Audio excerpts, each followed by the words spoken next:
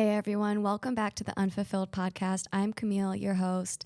Today we have a short but sweet episode, but hopefully still very inspirational. And it's all about doing hard things and how that's going to help us be our most confident, authentic, and resilient selves. So I'm very excited to dive into this topic with you.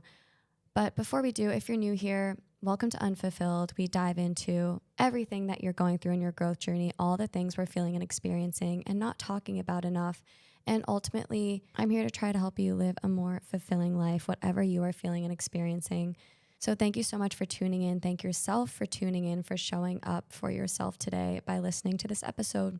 And before we dive in, if you're not already, please subscribe and follow the show wherever you are listening on Spotify or Apple. It will really help in my efforts to grow and expand the Unfulfilled community and podcast, and share this with a friend or family member, loved one who might need to hear it.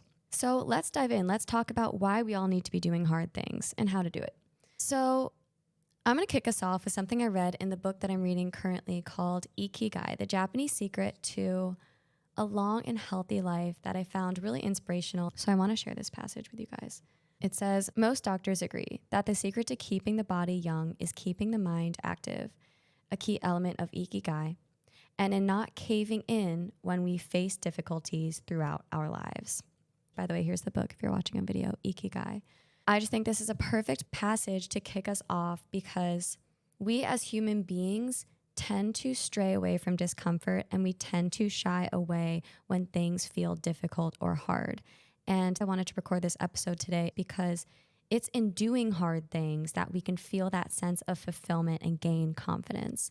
So if doctors are literally telling us to do hard things, and the longest people living in the world in Japan say that that is one of the keys to life, then that's evidence in itself that this topic and episode is very applicable to all of us. So now that we know it's a doctor's order to push through and power through when we face difficulties in life, let's dive in. I want you to bring something to mind that seems hard or intimidating to you. Maybe it's that thing that you've been fearing or dreading, that thing maybe that you always wanted to do deep down, but you keep telling yourself that you can't, or that it's too hard or impossible, or it just seems so far off you don't even know where to start. What's that thing that's causing that friction and that insecurity and hesitation in your life? Bring that to the forefront of your mind. And now ask yourself, why does that thing seem so hard? What is it that is causing that friction, that's making you feel like it's so difficult and that's making you so frightened and scared of that thing? I bet for most of you, at least this is the case for me, it's because either A, you've never tried it or worked towards it at all. Therefore, it's total unfamiliar territory and it's really intimidating because you just have no idea where to even start. Or maybe it's B, maybe you tried it once and it felt uncomfortable, so then you gave up on it after the first sign of discomfort. The things that came to the forefront of mind for me are simply the things that I haven't worked towards yet, or the things that I'm pushing off, and my limiting beliefs and my negative thought patterns lead me to believe that they're going to be far more challenging than they are. And I come up with this whole scary, intimidating mental narrative in my head that scares me away from doing that thing. So they simply seem hard because I haven't done it yet, or I haven't put in the work or time or effort to make any progress on that thing. So this is the feeling and visual that I want us to all have as we head now into addressing the main point of the episode, which is why doing hard things is so crucial to making us more confident.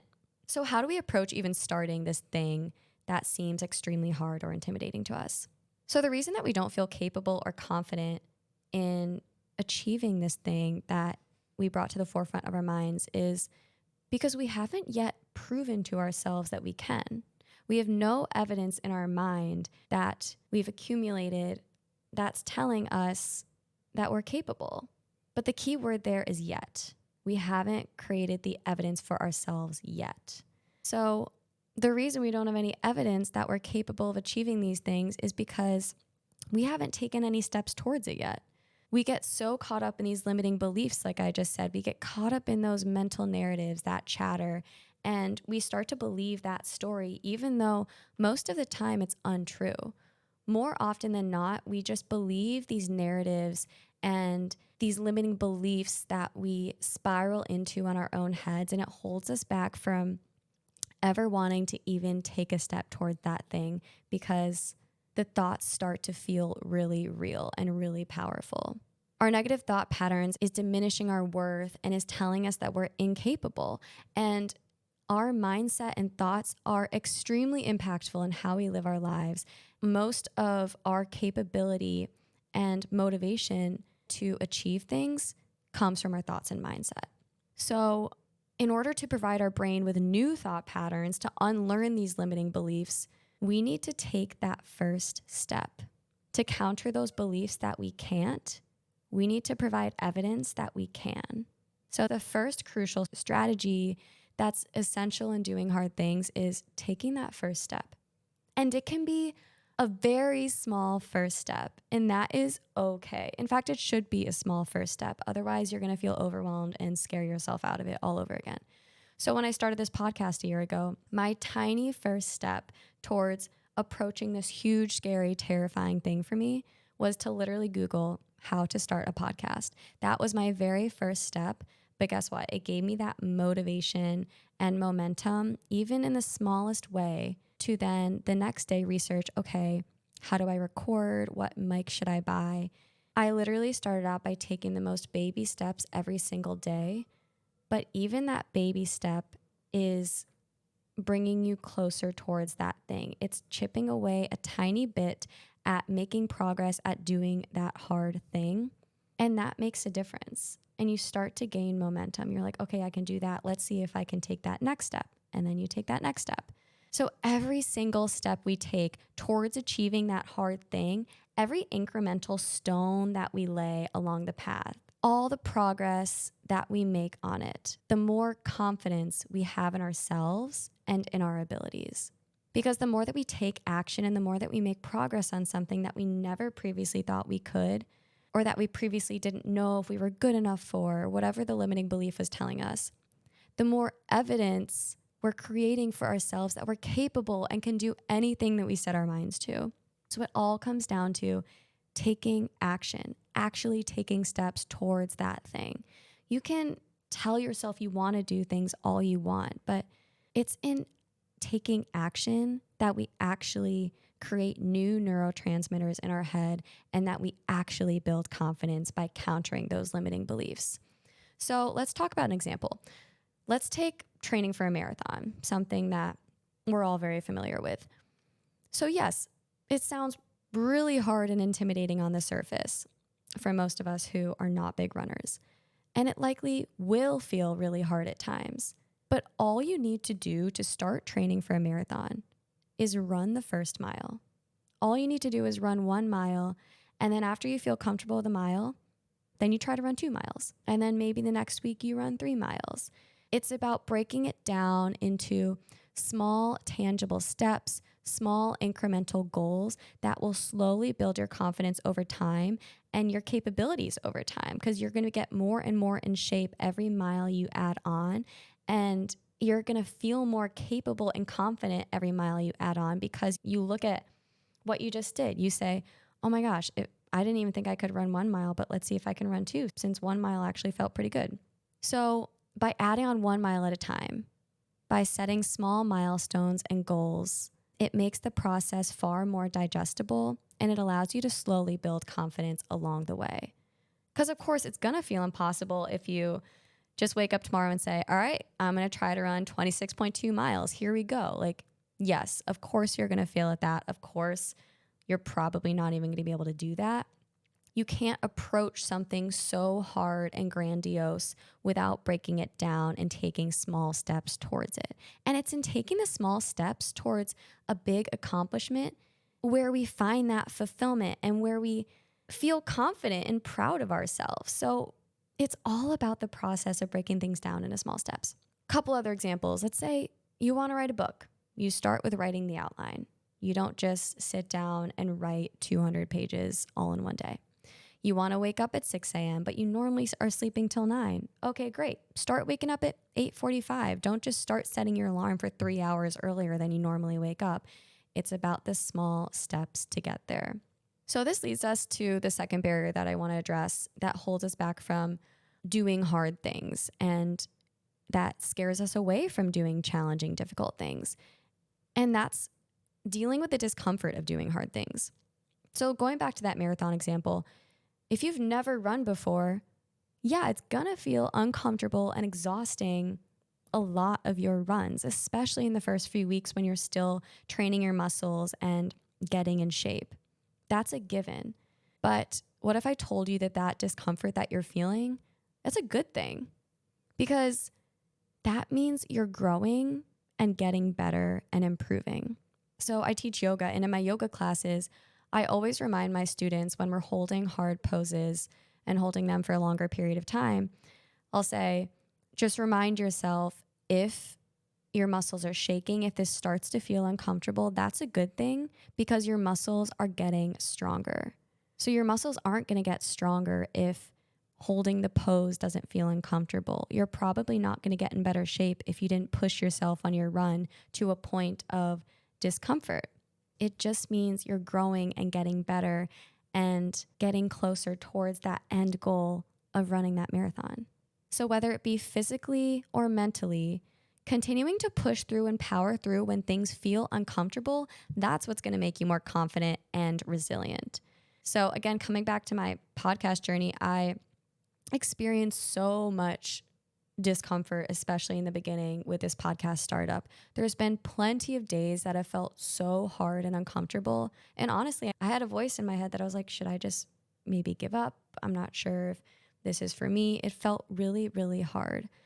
Maybe it was on the days when I was feeling a little bit more vulnerable, putting myself out there even more, or maybe someone was being judgmental or unsupportive in what I'm doing.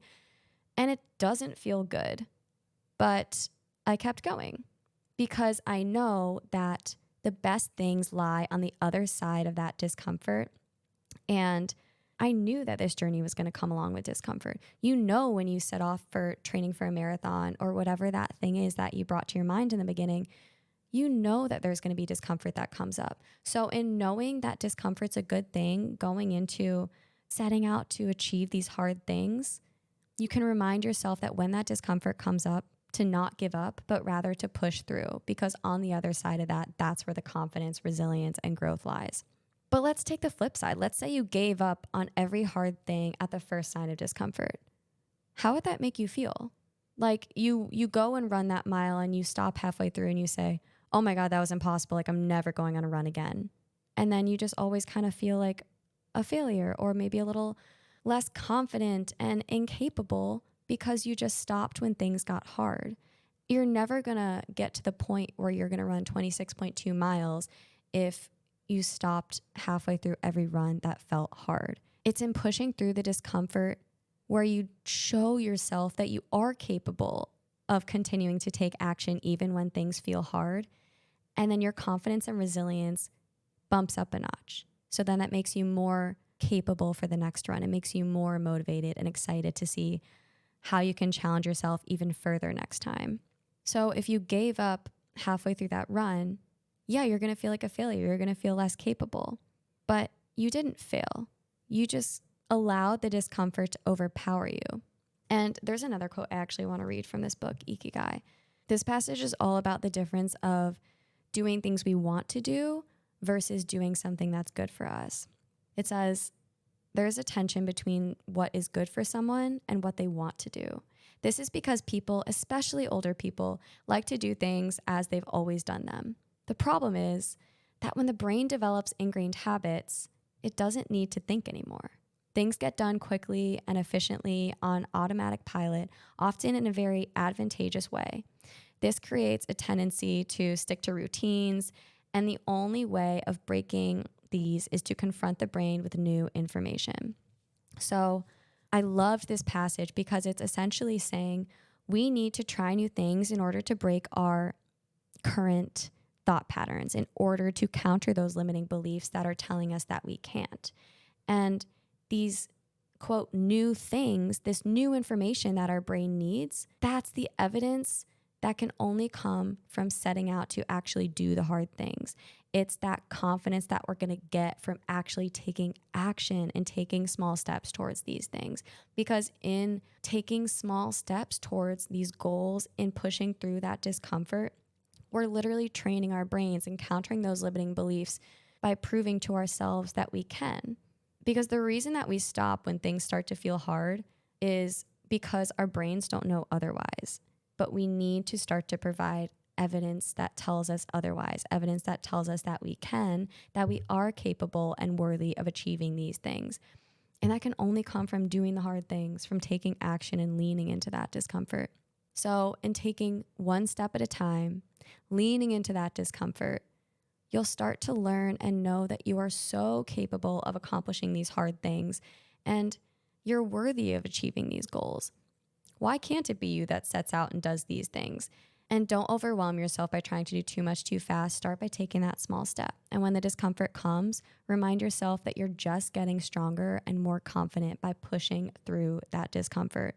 And remember, it's not going to feel good or easy most of the time. And that's okay. I think it's just a message in society that we're being fed nowadays, and that everything's supposed to feel easy and we want quick, easy, painless results. So I really want to send the message today that the sense of fulfillment and the confidence and resilience that we're looking for is only going to come in doing hard things. So whether you're in a rut or find life to be a bit boring lately or mundane, or maybe you're feeling like you're in cruise control, try setting out to do more hard things.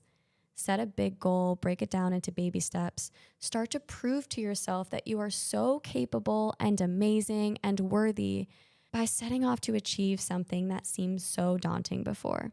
Because every single day that you show up and make progress on that thing and grow through the discomfort, you build confidence and resiliency and just become a much better version of yourself. And you'll be shocked when you look back at how much you've grown, at how much stronger you are for it.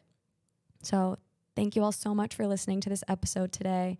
Please share it with someone in your life who needs to hear it. And again, follow the show if you aren't already by clicking the button at the top of your screen that says follow or subscribe. Thank you for showing up for yourself. Thank you for continuing to show up and listen to Unfulfilled. I am grateful for you all, and I will see you all again soon on your journeys to becoming more fulfilled.